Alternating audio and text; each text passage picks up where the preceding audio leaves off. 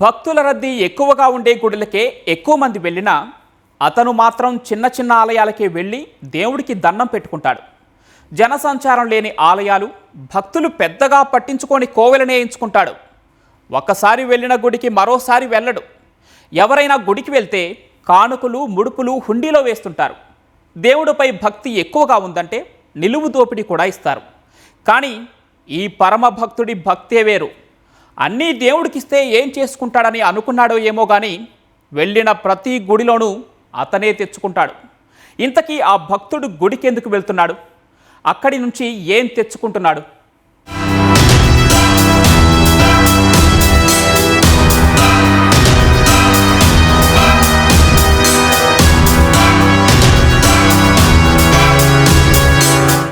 అన్నమయ్య జిల్లాలోని ఆలయాల్లో ఉండే చిన్న చిన్న విగ్రహాలు మాయమవుతున్నాయి.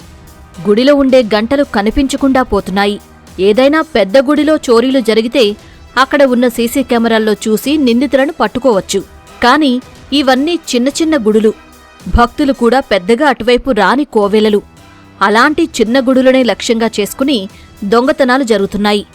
వరుస చోరీలతో పోలీసులు అప్రమత్తమయ్యారు. అసలు ఆలయాల్లో విగ్రహాలు మాయం వెనుక ఉన్న మర్మమేంటో కనిపెట్టారు.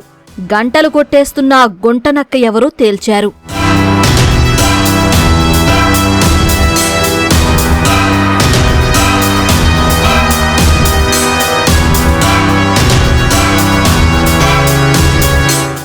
అన్నమయ్య జిల్లా పీలేరు మండలం ఎర్రగుంట్లపల్లికి చెందిన ఎలకల్లి ప్రభాకర్ కొబ్బరికాయలు, అరటిపండ్ల వ్యాపారం చేసేవాడు.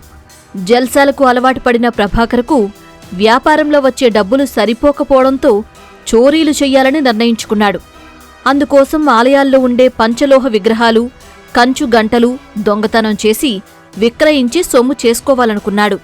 పెద్ద పెద్ద ఆలయాల్లో చోరీ చేస్తే సీసీ కెమెరాల్లో పట్టుబడతానని భావించి చిన్న చిన్న ఆలయాలను ఎంచుకున్నాడు. భక్తుల రద్దీలేని గుడులనే లక్ష్యంగా చేసుకున్నాడు. అలా సోమల, నిమ్మనపల్లి, చౌడేపల్లి, సదుం, పొంగనూరులోని దేవాలయాల్లో పంచలోహ విగ్రహాలు, గరుడ వాహనం, ఇత్తడి హంసజ్యోతులు, కంచు గంటలను చోరీ చేశాడు.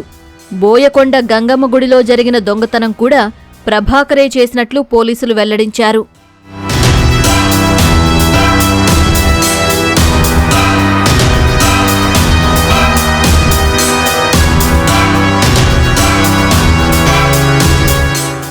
ఆలయాల్లో వరుస చోరీలతో పొంగనూరి పోలీసులు నిఘా పెట్టారు. భీమగానిపల్లె సమీపంలో వాహనాల తనిఖీ చేపట్టగా మదనపల్లె వైపు నుంచి వస్తున్న ఆటోను ఆపి చెక్ చేశారు. ఆటోలో 5 ప్లాస్టిక్ సంచుల్లో ఉన్న పంచలోహ విగ్రహాలు, ఇత్తడి హంసజ్యోతులు, కంచు గంటలు ఉండటం చూసి ప్రభాకర్ను ప్రశ్నించారు.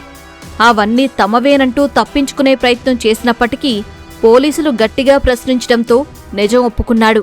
నిందితుడు పొంగనూరు మండలంలో మన గూడూరుపల్లి క్రాస్ వద్ద బోయకొండ గంగమ్మ టెంపుల్లో ఈ నెల 17వ తేదీన 2 గంటలు ఈ పూజ చేసే వస్తువులు దొంగిలించినట్లు అంగీకరించాడు. అదేవిధంగా సోమల మండలము, నిమ్మనపల్లి, చౌడేపల్లి, సదుం మండలాల్లో కూడా దొంగతనాలు చేసినట్లు చెప్పాడు. సోమల పిఎస్ లిమిట్స్లో 10 కేజీల విలువ ఎత్తుగల విగ్రహం, పోతురాజు విగ్రహం దొంగతనం చేసినట్టు చెప్పారు.